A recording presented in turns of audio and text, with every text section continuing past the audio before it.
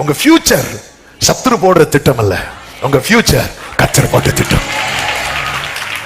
அதாவது யோசேப்பின் சகோதரர்கள், ஆமென், இங்க சொல்லப்பட்டிருக்கிறது, வில் வீரர் அவனை மனமடிவாக்கி அவன் மேல் எய்து அவனை பகைத்தார்கள், ஆனாலும் அவனுடைய வில் உறுதியாய் நின்றது.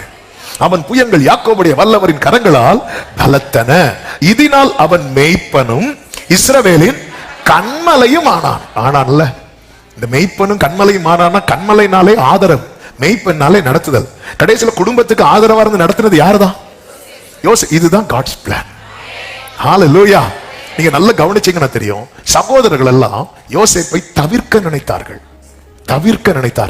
ஆனா கர்த்தருடைய திட்டம் என்ன தெரியுமா?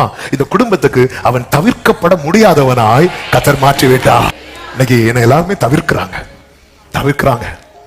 அவங்க எந்த ஒரு டிஸ்கஷனுக்கு என்ன கூட மாட்டேங்கிறாங்க, அவங்க சந்தோஷத்துக்கு என்ன கூட மாட்டேங்கிறாங்க. முக்கியமான காரியத்துக்கு நான் தவிர்க்கப்படுகிறேன். என்னை கேட்டுக்கொண்டிருக்கிற அன்பு சகோதர சகோதரி, இதெல்லாம் பாஸ்டா மாறப்போம். இன்னைக்கு தவிர்க்கப்பட்ட நிலையில் இருக்கிற, கர்த்தரை நம்பி இருக்கிற யோசேப்புகளுக்கும் மோசேக்களுக்கும் கர்த்தர் சொல்லுகிற ரேமா இதுதான். இன்னைக்கு அவங்க உங்களை தவிர்க்கலாம், நாளைக்கு கர்த்தர் உங்களை அவர்களுக்கு தவிர்க்கப்பட முடியாத